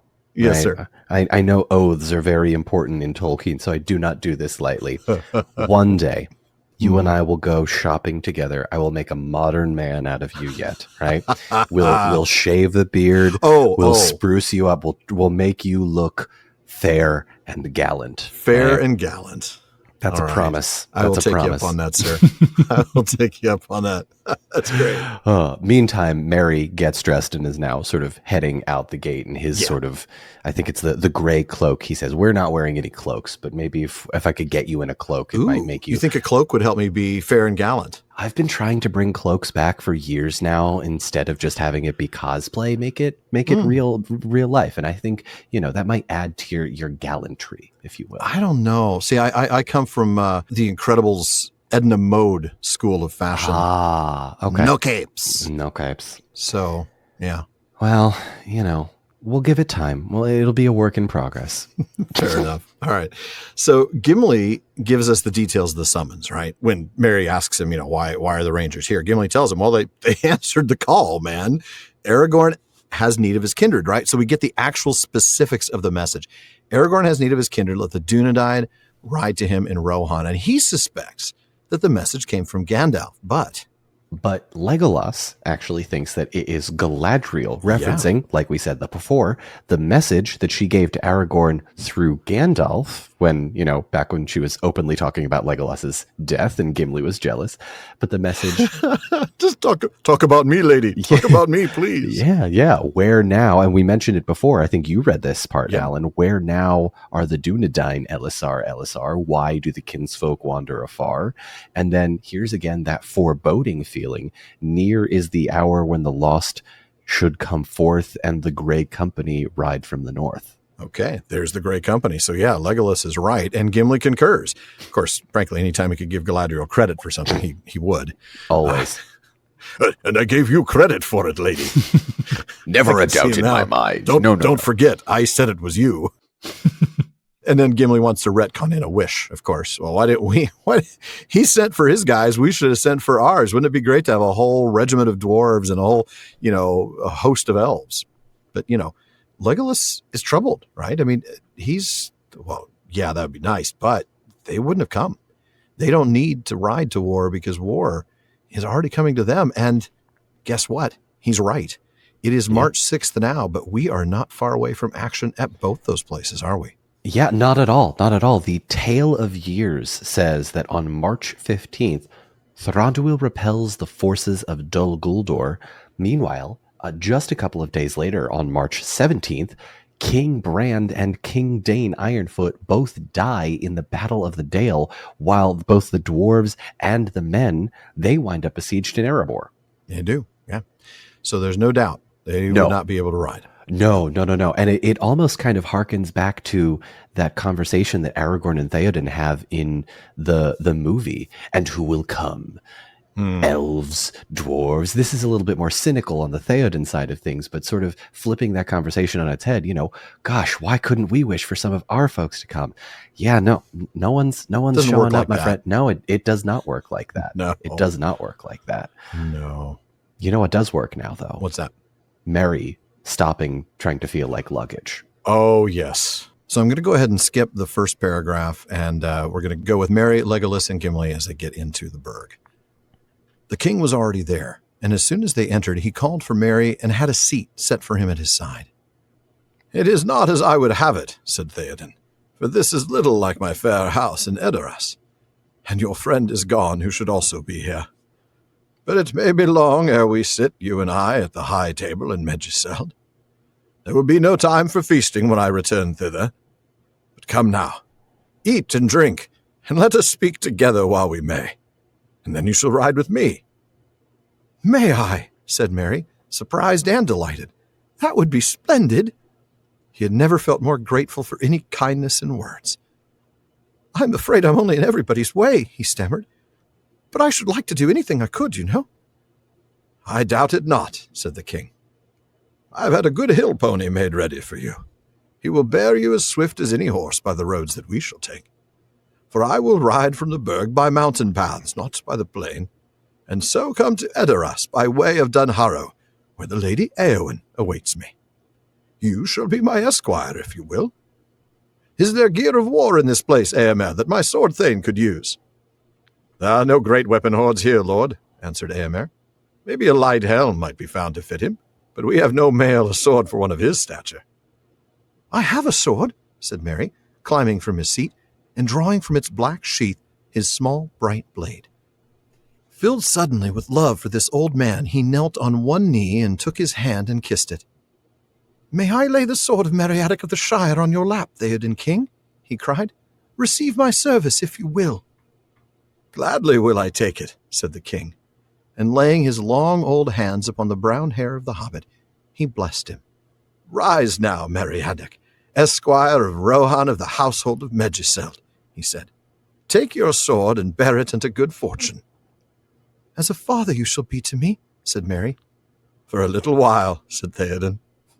All right. Well, take us back to the beginning of that passage, will you? Of course. So Merry, Legolas, Gimli continuing their little chat as they sort of walk along Helm's Dyke. And now we get the sort of after from the before and after portion. Yeah, we do. Isn't that interesting, right? So we get another look at the Death Down, right? This is the hill that the Huorns built after the battle. With the bodies of the orcs gone, men believed, reasonably so, I would say, that they were buried in that hill. But nobody's going to go check it out. And no grass ever grows on that hill. And then, of course, we see damage to the rest of the grass left by the Huorns. I mean, these are trees moving around, a whole flipping forest, for crying out loud. There's a whole forest that just wasn't there before. And the places where grass does not grow anymore, again, harkens back to that Tolkien idea. Yes. Of World War I, but we get references to that in the Silmarillion. We get references to that in there's so many of his writings, places where nature cannot exist any longer because of the evil that has happened. There is such a consistent theme throughout. And I can't help but feel like Tolkien. That is a very good point. He brought, I think, a lot of his experiences from World War I in ways that are very visual. Yeah, I think when we were talking about it before, the way he describes Rohan versus the Dunedain, and then this sort of idea of nature of there are still places you can't go in France because there are unexploded bombs that went off there. So it is literally a wasteland still. Yeah. And it is just, and again, we get this really amazing visual as well of the work being done by the men of Rohan and these Dunlendings who are like their prisoners to repair the dike and the wall and sort of fix what was previously broken. I find it interesting that they're both working at the same time, that the men of Rohan and their prisoners are working. Because, of course, the Dunlendings at the time, they thought that if they surrendered, they'd be burned alive. Remember? Saruman had lied to them about what would happen. Yeah. Yeah. And that is not unlike maybe the war propaganda that was being driven home about so many, on both sides, really. Yeah. That sort of thought sort of continues as they sort of go and get lunch at the Burg. And Theoden is like, we finally get this sort of finally a happy moment throughout all of this. A little bit of a break here. I like it. Yeah, finally. I mean, the setting isn't ideal, and Theoden apologizes for that. He also recognizes that Pippin's not here. It would be better if he was. But he still wants to eat, drink, and speak together with Merry. I love it. And meanwhile, Theoden is like, yeah, Merry, come ride with me. And Merry is just like absolutely thrilled. It's like, I'm not luggage anymore. I get to ride with the king? Are you kidding me? Forget riding with Gandalf. I'm with Theoden now. This is amazing. That's an upgrade. Yeah. I love it, man. Pippin's got Gandalf, but I've got the king. So, I'm going to tell you all about that later, Pip. Merry acknowledges once again this sort of baggage reference, right? That he feels like he's in everybody's way. And you can tell he's kind of awkwardly trying to offer something. He says, I want to do anything that I could, It's vague. It's not specific. He's not offering a specific thing. He just is desperate to have some purpose, desperate to have some value and meaning in this particular group. And how amazing of a foil does that make him to Pippin at this point, who sort of sees the value of Boromir's sacrifice and says, look, I'll do anything I can, just sort of tell me what to do. And and I think you and Corey touched on this briefly last time, this contrast between Denethor and Theoden and hope and despair. And these two scenes of these hobbits talking to these two leaders of their respective, peoples. And it's just, Theoden giving a little bit more detail. There's a pony. You're going to get this pony. You're going to ride with us through the mountains. And you get a pony. Yeah, exactly. It's like, every 9-year-old girl's dream at a certain point. Oh man, this is how I'm going to sell it to my daughter. She's 8. I just need to say one of the characters gets a pony. Oh my god! I'll listen. Yeah. No, we'll definitely get more detail here on that Theoden and Denethor comparison, the Pip and Merry thing. Oh, it's great. It's wonderful. Yeah. It's one of the many things that I think Tolkien got a lot right. But the Denethor Theoden comparison was just so many layers. You could have a 269 episode podcast on just those two characters. You pretty much honestly. could. You really could. There's so much depth there. Yeah. There really is. So we're going to take this pony. Mary's going to take this pony and ride it to Edoras through Dunharrow, where we know that Éowyn has been sort of waiting, just chilling there for a book and a half now at this point, I think. It's true. Even if that is just a few days, but But yeah, so, because they're going to be riding through the mountain paths, the pony is perfect for Merry. They wouldn't he wouldn't have been able to keep up with Theoden on the plains if they were riding that way. But there's no way with that Nazgul flying around in the air that they're going to go that direction. They're coming through Dunharrow, and well, that happens to be the way Aragorn is going, but we'll get to that. So the king asks Éomer, is there any gear of war, right? Weapons, armor, etc., for Merry. And I love how he refers to Merry as my sword thane. I love that. It's so cool. So heartwarming. It really is. You're not just, for my mini-me, he's not for my pet, it's a serious position. My sword thane, he's really honoring him here. Yeah. Of course, Éomer says, well, look, there aren't a lot of weapons here to begin with.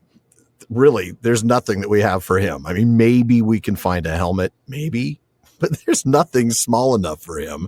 Our swords would be massive. It would be like a two-hander for this little guy to wield a short sword. And they certainly would be. But finally, we get Tom Bombadil doing something useful because Merry pulls out this sword from the sheath, and in doing the Western S, the little dagger of Western S, Dagger of Western S. I love it. And that is such because, of the foreboding and the sort of foreshadowing that Tolkien laid very early, we are drawn to, yes, Merry has a sword. We are made very aware of that in this scene. And in doing so, we sort of get this connection that Merry has. He is overcome with this love for Theoden. Yeah, just suddenly. Yeah, immediately it's like, you don't think I'm luggage. Here's all of my service. I'm ready.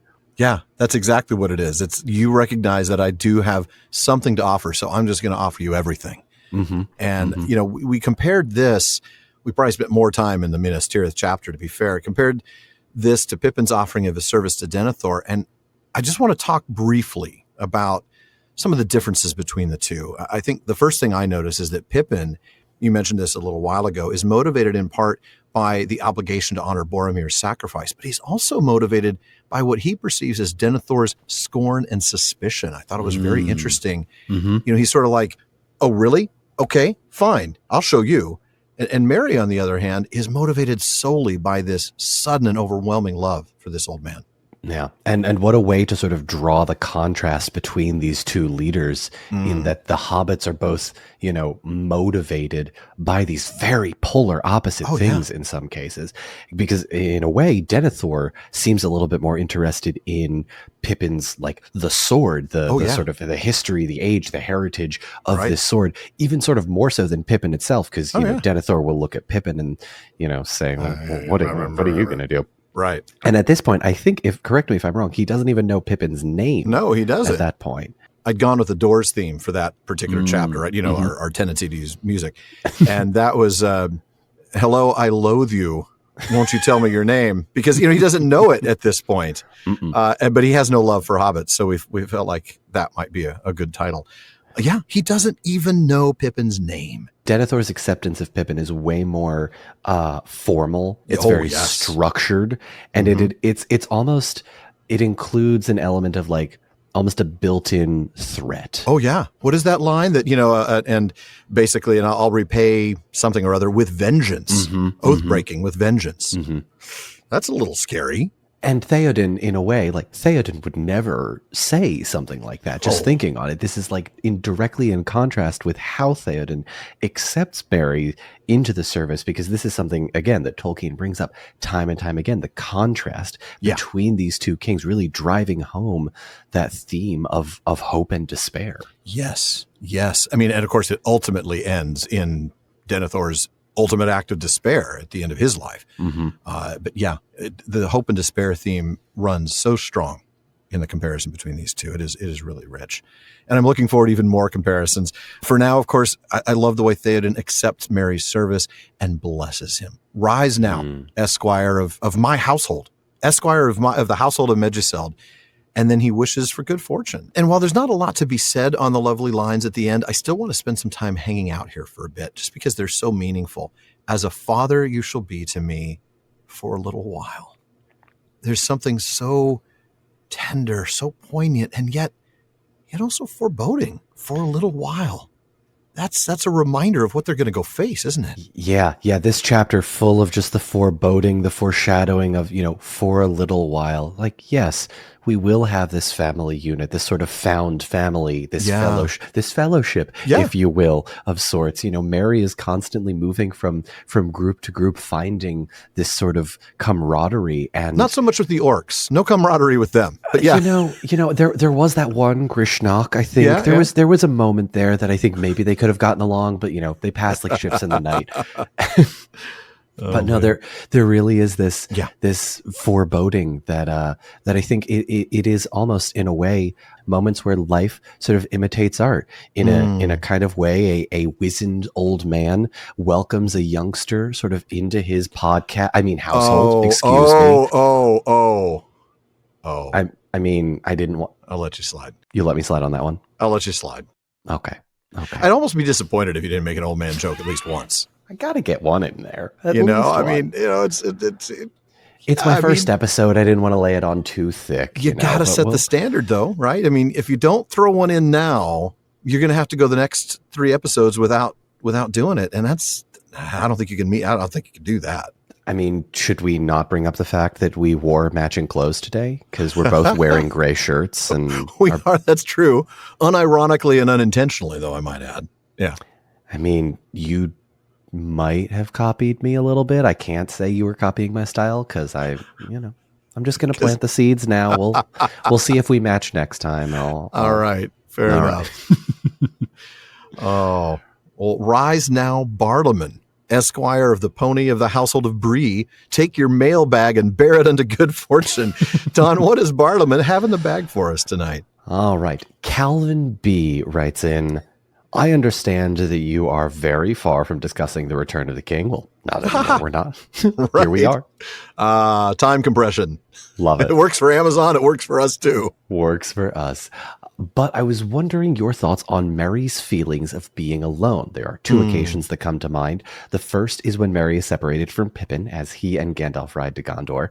Merry is soon after separated from the rest of the Fellowship as Aragorn, Legolas, and Gimli also go their own way to the paths of the dead. The second time, very foreboding, as we've been saying. The second time is when everyone else leaves through the Black Gate and Merry is forced to stay behind because he's injured. Remember the battle with the Witch King. He feels friendless and alone. What are your thoughts on this? And is there any significance to the fact that this feeling of aloneness is placed specifically on Merry? Wow. Well, I mean, it is, I was about to say great timing with the question, but that's really on us. We pulled the question for this episode, but it is really a very relevant question. I mean, today we've seen Merry repeatedly talk about not being of much use, of feeling like luggage, and also of missing Pippin. I think it's fair to say, in terms of significance or like, how do I read this? We, as the readers of the book, are supposed to identify with the hobbits more than with any other characters in the story. That's the role they serve. They are the everyman. They're not particularly heroic, except, of course, when they are. And they don't know as much as the other characters. They aren't as high and royal. They're not Aragorn. They're not even Éomer. They're just hobbits. And it's a charming sort of ordinary role for us to fit into when we're reading books. So Tolkien, I think, gives the hobbits what seems like a wider range of emotions. I think you see that the most in Sam. Shawn and I have talked at length about how he is sort of the emotional heart of the story. Everything. I mean, he just gets so emotional compared to everybody else. But I think we see it in the other hobbits as well. And this is a really good catch, Calvin, about Merry's feeling alone. The only thing I would say is I don't think it's fair to say that this feeling of aloneness is placed on Merry in a way that it hasn't been placed on the others. Just last chapter in Minas Tirith, we read, Pippin felt lonely and made up his mind to speak as Baragon passed, but had no need. And then shortly after, he confesses to Baragon, I am lonely, to tell you the truth. I left my best friend in Rohan, and I have had no one to talk to or jest with. Never mind that he had 3 days on a horse with Gandalf. I mean, I don't know what that says about Gandalf's manners on a road trip, but apparently he's just not that cool to hang out with. Probably not that great, no. No. But the fact is that when Pippin's saying that, he misses his best friend. So he's also feeling that same loneliness that Calvin points out about Merry. And also keep in mind, Frodo felt this way when there's that part in many meetings. Frodo was left to himself for a while, for Sam had fallen asleep. He was alone and rather forlorn, although all about him, the folk of Rivendell were gathered. So yes, sure, Merry felt alone, and that is an opportunity for sort of us as readers to sort of feel alone with him. But I don't think that sense of solitude is necessarily like limited to Merry. So I'm not sure if there's any sort of significance there to find, but also, and again, I keep bringing it back to World War I. Keep in mind, Tolkien's own personal history during World War I. He's going off to war with all of his friends. Many of those friends don't make it back. And there is a sense, I think, of loneliness, of being alone, loneliness, that Tolkien takes and puts on the hobbits that, you know, despite being around other people, you know, they don't feel as if they are with the people they should be with. Yeah. Well, that's a good point. Yeah. Do we have time for one more? Maybe don't want to end on too heavy of a No, that's a good point. I would like to end on something a little lighter. Yeah. Though this may not be any lighter. You may regret that when I tell you the question. Oh, dear. As we spend some time with Elladan and Elro here, it's a good time to answer Theodore J's question. Theodore asks, why do the children of Elrond retain the choice between being reckoned amongst the elves or men, while the descendants of Elros do not? Is it gradually eroded by mingling with other men? Is it a generational thing? Doesn't that seem somewhat unfair that your choice should be made by an ancestor for you and all your family, while your distant cousins retain the choice simply by virtue of being primarily of the other kin? Where is the cutoff and why? Ooh. I don't think Theodore is the only person to ask this question. No, certainly not. And in fact, Alan, if I may, being the obscure Lord of the Rings facts guy. Oh, yes, please. I got that nickname for a reason, if I may. You may. Please do. To answer this question, we do need to start at the beginning, which is a very good place to start. Thank you, sir. You clearly have listened to the show. I appreciate that. Well, there's a couple of singing nannies that catch my interest every once in a while. So let's go back to the very beginning. The Silmarillion, the chapter of the voyage of Eärendil and the War of Wrath. After considering the fate of Eärendil, we read, but when all was spoken, Manwë gave judgment, and he said, in this matter the power of doom is given to me, and this is my decree concerning them. To Eärendil and to Elwing and to their sons shall be given leave, each to choose freely to which kindred their fates shall be joined, and under which kindred they shall be judged. Later on in the chapter, we are given a list of the Eldalier that stayed in Middle-earth. That includes Elrond Half-Elven, who chose, as was sort of granted to him, to be counted among the Eldar. Elros, though, his brother, chose to abide with men. Correct. So that gives us kind of a starting point. Yeah. So as it stands, that seems reasonable for Elrond and Elros to have a choice to decide, like their parents did, which race to be counted among.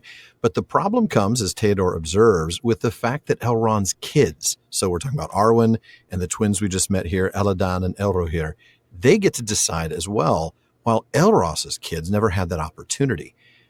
I think, Don, that comes back to one simple fact, and it's the gift of men. Immortality is a gift. And it goes, and that's hard for us to swallow. It's hard for the Númenorians to swallow. Sure. It goes hand in hand with the freedom of men to live their lives outside the music, which is as fate to all else. You can't have that level of free will and be immortal. By the same token, you can't be, well, I should have said serially longeval. You can't be serially longeval and also have the free will that men have. So in Akadabath, the men of Númenor were really asking the same question that Theodore is asking. Why did they get to be immortal and we don't? And the messengers from the Valar had a pretty clear answer on that. Nor can the Valar take away the gifts of Iluvatar. And that's your answer right there. The Valar may be able to grant elvish status, and I'm using air quotes there, on somebody like Eärendil or his sons, or even Elrond's kids, all folks with elven blood. But once somebody is a man, the Valar no longer have the authority or the ability to take away the gift of death. I mean, if you remember Beren and Luthien, they could allow Luthien to take on the fate of men, but they couldn't allow Beren to take on the fate of elves. So once Elros decided, that gift cannot be revoked, and his line therefore remain mortal men, fair or not. Now, Elrond's decision to be counted among the elves meant that his kids would then get to make that same choice. Now, We don't know what choice the brothers made. And we know that Arwen chose the fate of Luthien. And I love how you bring up the mention of Luthien, because it really is perfect. And remember, her story is called The Lay of Lathian, which literally means release from bondage. And while there are many layers, Alan, stop it. I can see the smoke. Got me. Yeah. All right. Sorry. Yeah. The layers of bondage, one of those layers is Arda, the physical world. The elves are literally bound to the fate of the world itself, whereas humans, can escape the world. And that sort of brings us back to this idea of death as a gift, and gift with a capital G, almost in a way. The gift, right? The gift to men. Yeah, exactly. Something that the Valar sort of lack the power to take away. They can't remove that. It can't be revoked. Yeah, they can grant that gift sort of in Iluvatar's stead, but they can't take it away. And so once that decision is made and somebody is considered mortal, they are mortal. I know you might point to Tuor and say some say he was counted among the elves, but that's still just a some say. We don't know that for sure. Yeah. And I always tend to take Tolkien's mythos of especially the things in the First Age as one version of events. I mean, think about how many, even in comparison to the many different versions of Tolkien's mythos, right? Sauron was originally going to be a cat, and Tevildo, my goodness. There's so many different versions of Tolkien's lore that sort of exist out there that, And now I'm thinking of poor Hal Meow. I'm thinking of Halbrand turning into a cat when he gets all angry at Galadriel. Listen, there is a non-0% chance we see a cat in the Rings of Power named Tevildo that talks. Oh, wouldn't that be awesome? You know what? I'll give them this. The Rings of Power folks are making bold decisions, and having this shapeshifter Sauron being able to just turn into this talking cat and hanging out with all that's bold, Cotton. Let's see if that works out. I hope they do. I hope they just go absolutely wild and say, man, let's do it. I want to edit that scene where we see the reflection in the water and we see that it's Sauron with the helm and Galadriel looking a little more queenly. I want to have that be like a really big cat. Oh my God. Oh my God, someone needs to edit it. Someone please do that. Awesome. That would be amazing. I'm sure somebody's going to send us something like that. That is going to be hilarious. Hope so. Oh my God. But yeah, sorry, I didn't mean to completely digress. It's what we do here. Of course. We're in the discussion mode part of it, because that really does, it brings to question, what is true in Tolkien? Why can't this happen? And it almost brings up that thing we were talking about before, that what if scenario. Yeah. What if there's a chance that Arwen doesn't need to choose to be mortal? What if they just make Aragorn immortal and he is just this ruler of these two joined kingdoms? Where does the story start? Well, I mean, we can get into that. Would be interesting. But yeah, I mean, that's the thing. It's all about that gift. And, I suppose the question then would be, what about Arwen's son, right? Arwen and Aragorn's son. But at that point, Arwen has chosen to be mortal. Aragorn already is mortal, so their son is going to be a mortal man. To the best of our knowledge, Elladan and Elrohir never wed or have children. So really the question is, what would have happened with their children had they chosen to remain elves? I have to say, I think that if they had chosen to remain elves, that their children would then also have the choice. The choice stops when somebody receives the gift. Right. Because that can't be taken away. That being said, though, from what little we know about Elladan and Elrohir, they do not strike me as elves that would give up that immortality. I think they went over the sea. I do. Agreed. To go and join their mom. I mean, really. Yeah. Their mom's story is a tragic story. It really is, and they play an integral role of it. And I've often, one of the things that I really hate explaining to people that have maybe never read the books and haven't sort of delved too deep into the implications is that Arwen's mother, right? Elrond's wife. Elrond goes from losing his wife to this sort of tragedy. She leaves for the Undying Lands. The next time that he sees her, he's going to have to explain to her, hey, by the way, you're never going to see Arwen again. Yeah. Here's why. And I think It is. And I think, I don't have kids, but I can't even imagine as a parent, like, okay, I have suffered this trauma. And, I think there's a certain sort of high-mindedness or loftiness to the elves' thought. Like, Celebrian knew that when she was leaving, there was a chance that the troubles of Middle-earth would, force some members of her family to maybe not be there again. But like, there's a conversation, I think, in my head that exists somewhere between Elrond and Celebrian, and indeed perhaps Eladon and Elro here. Like, why didn't you bring your sister back? What's happening there? And because that's something that would have been out of Celebrian's imagination altogether. She never would have conceived of that happening, because that had only happened with one other elf before in the history of elfendom, and that was Luthien. Yeah. And it's there's something to be said, I think, about the sacrifice that Arwen is truly making, and how powerful, which is why I didn't necessarily want you to gloss over the Aragorn Arwen story before when you were doing yada yada. And we yada won't really. I know. I hated doing that, but I also knew it would be like a 2-hour sidebar. No, we need to. But like, their love is so powerful. There's something to be said about like this again, air quotes, gift with a capital G that Arwen is now a part of, that really brings a sort of pain to the elven sort of kindred, but is also a testament to their to Aragorn and Arwen's relationship. And I really love that. And I think Tolkien, he named his wife, I think, Luthien, and called himself Baron occasionally in real life. So there are definitely some art imitating life. In a couple of letters to his sons, he makes the Baron and Luthien connection, and then specifically regrets or mourns the fact that there is no Mandos for us to plead to. I mean, it's just heartbreaking every time. Yeah. It's just so powerful. There's a great line, I think, that I'm constantly reminded of. Valentine's Day of 1884, Theodore Roosevelt lost both his mother and his wife. And in his diary, there is just a large X with the words, "The light has gone out of my life." And I can't help but think back to that Tolkien letter and think those two men shared a loss that I think only husbands with truly loving women in their lives, and wives, mothers, can really appreciate. Yeah, no doubt about it. Yeah.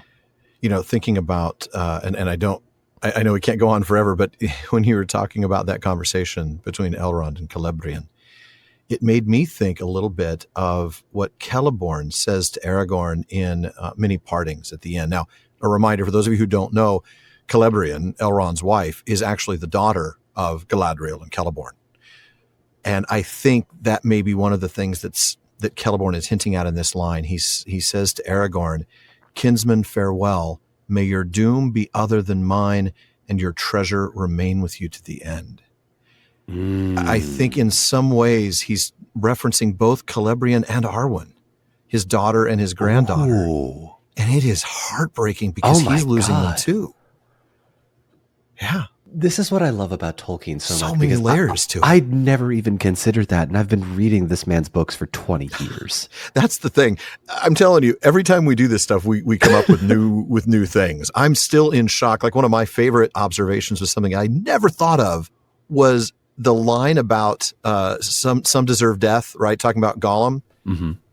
And how Shawn observed that it had to do with the gift of men, and that, he deserves that freedom. He deserves to be released from that. And you're like, wow, that is mind blowing.